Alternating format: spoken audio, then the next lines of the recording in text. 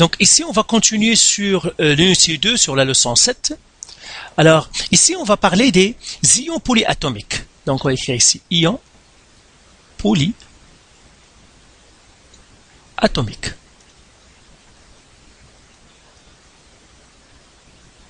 Premièrement, on va faire un petit rappel. Qu'est-ce qu'un ion? Un ion, en fait, c'est un atome ou molécule qui a une charge. Positive ou négative. Hein? Une charge positive ou négative. Nous avons déjà vu dans les autres cours que, on va revenir à notre table périodique. Donc, je vais effacer tout ça. Nous avons déjà vu dans des vidéos précédentes que les métaux perdent des électrons et puis que les non-métaux gagnent des électrons. Par exemple, prenons par exemple le magnésium.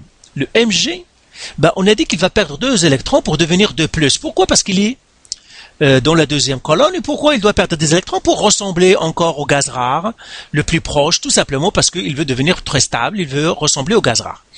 Eh bien ça, c'est un ion. Une fois qu'il perd des électrons, il devient un ion. Prenons un autre exemple, l'oxygène ici par exemple. L'oxygène, lui aussi, il veut ressembler à un gaz rare. Par exemple, il veut ressembler au néant. Eh bien, qu'est-ce qu'il va faire? Il doit perdre des électrons. Il doit gagner des électrons. Combien il doit gagner? Il doit gagner 2. Parce que lui, il a 8, il lui manque 2 pour devenir 10, il va devenir 2 moins. Eh bien, ça, ce sont des ions. Et ça, ce sont des ions atomiques. C'est-à-dire un atome qui devient un ion. Maintenant, dans la nature, il y a des molécules qui sont des ions. C'est ce qu'on appelle les ions polyatomiques. Ça veut dire polyatomique, ça veut dire que ce sont des composés qui contiennent plusieurs atomes.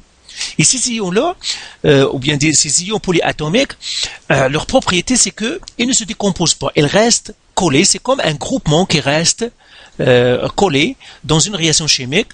Ils ne se décomposent pas. Alors là, on va donner ces ions-là. Il faut les connaître par cœur, parce que ils sont quelques-uns, ils ne sont pas nombreux, mais il faut les connaître par cœur, ces ions-là. Alors ici, j'écris ion. Ici, j'écris formule. Alors, les ions polyatomiques, on a l'ion hydroxyde. Alors, l'ion hydroxyde, sa formule, c'est OH-. C'est un oxygène avec un hydrogène. Un oxygène qui va se relier avec un hydrogène et ils vont avoir une charge négative. OK? Après, j'ai les nitrates. Alors, l'ion polyatomique nitrate, c'est NO3-. Après, j'ai carbonate. Alors, l'ion carbonate, ce sont des mots que vous avez déjà entendus parce qu'il est dans la nourriture, il est partout autour de nous. C'est CO3-. Après, j'ai sulfate. Alors, sulfate, c'est SO4, 2-. Après, j'ai acétate. Alors, l'acétate, c'est C2, H5, O2-. J'ai phosphate. Alors, l'ion phosphate, elle, c'est PO4, 3-. Et puis, j'ai ammonium, l'ion ammonium. Ammonium. Elle, il est positive, c'est la seule positive dans la liste ici. Donc, la liste que je vous donne ici, c'est celle que vous devez connaître, qui est dans votre programme. Donc, l'ion ammonium. Alors, les ions négatifs ici, on peut les considérer comme des non-métaux. Ils se comportent comme des non-métaux. Non-métaux. Parce qu'ils sont des ions négatifs, et les non-métaux, eux, ont tendance à être des ions négatifs. Celui-là, on peut le considérer comme un métal. Ce n'est pas un métal, mais on va le considérer, parce que c'est un ion polyatomique, on va le considérer, il va se comporter comme un métal. Donc, on va les renommer encore. T'as l'ion, formule, l'hydroxyde, c'est OH-, les nitrates, c'est NO3-, les carbonates, c'est CO3-, les sulfates, c'est SO4-, l'acétate, c'est C2H5O2-, les phosphates, c'est PO4, 3-, et puis l'ammonium, c'est NH4+. Alors, pourquoi on les appelle encore une fois des ions polyatomiques? Parce qu'ils restent groupés. Ils ne se dissocient pas, même s'ils rentrent dans des réactions chimiques, ils vont rester toujours comme ça, ils ne se dissocient pas. Et quand ils vont faire des liaisons avec d'autres atomes, ils le font en groupe. Donc, c'est groupé, hein, donc on pourrait les mettre, même si vous voyez, je les ai mis entre crochets, ça veut dire c'est des groupements qui ne se dissocient pas, qui vont rester groupés. Ils vont ensemble et ils sortent ensemble, hein. Donc c'est comme ça. Vous pouvez les considérer comme un élément, comme un atome non métal. Alors maintenant, quand on a les ions polyatomiques, comment on va les nommer? Eh bien, on va prendre quelques exemples et on va dire comment on va nommer ces exemples. Alors là, je vais mettre un espace ici.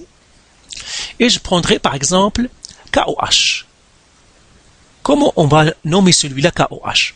Eh bien, comme on avait dit, premièrement, K, c'est le potassium. OH, c'est l'hydroxyde. Donc celle-là, c'est hydroxyde. Et ça, hydroxyde. Et le K, c'est le potassium. Il suffit de regarder le tableau périodique. Potassium. Alors, le potassium, lui, c'est un métal. Donc, si je reviens à mon tableau périodique, le potassium, où est-ce qu'il est? Il est là. C'est un métal. Il est à gauche des escaliers. OK?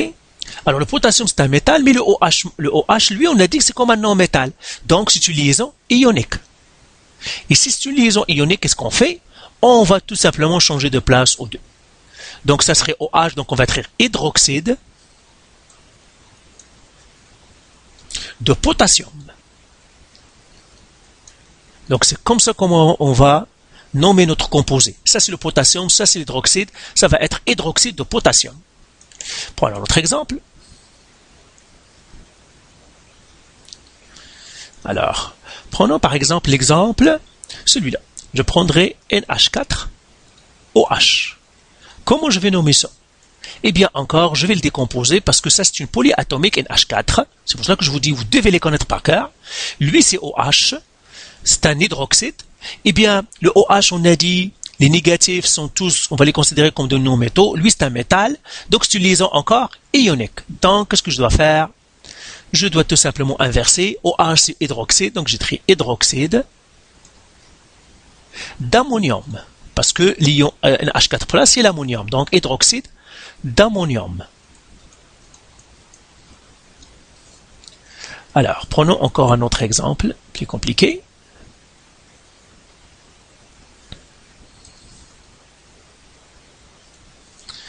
Prenons par exemple AlPO4.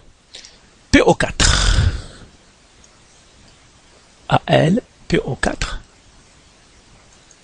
Alors, je les décompose. Le Al, c'est l'aluminium, c'est un métal. Le PO4, c'est une polyatomique comme un non-métal. On va tout simplement les inverser. PO4, c'est quoi? Alors, PO4, c'est phosphate. Donc, qu'est-ce qu'on va faire? Phosphate d'aluminium. Alors, vous voyez ici, quand on les inverse, on ne fait pas de phosphature, par exemple. On n'ajoute pas le ur et tout. Ça, c'est tout simplement comme des atomes. Mais pour les polyatomiques, on conserve leur nom. On ne change rien, tout simplement, on conserve leur nom. Alors, un dernier exercice dans cette catégorie. Alors, je vais donner un autre exemple. Dans cette catégorie, par exemple, je vais avoir celui-là. Par exemple, Mg,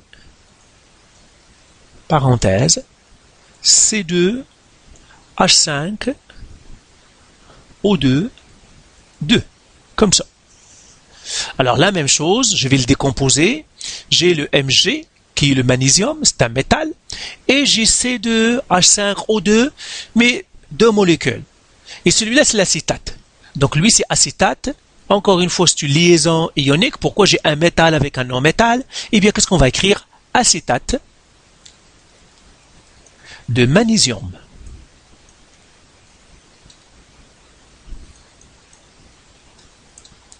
Donc voilà pour les ions polyatomiques et comment on les nomme. Peut-être, peut-être un dernier. Et puis pour les ions polyatomiques et leur nomination, après on va voir dans une autre vidéo comment, si on a le nom, comment on retrouve l'ion. Par exemple, je prendrai celui-là, NH4Cl. Eh bien, qu'est-ce que ça va être NH4Cl? NH4, lui, c'est l'ammonium. Le Cl, c'est le chlore. C'est une liaison ionique parce qu'on a dit l'ammonium, on va le voir comme un métal. Eh bien, tout simplement, pour les nommer, on va les switcher. On commence par le chlore et là on va dire chlorure d'ammonium. Donc faites attention parce que si le non-métal c'est un molécule, c'est un atome, on doit ajouter le ure. Sinon, si c'est une polyatomique, on garde le nom polyatomique que nous avons. Donc voilà pour les ions polyatomiques et puis on va voir dans une autre vidéo encore les polyatomiques comment on trouve la formule.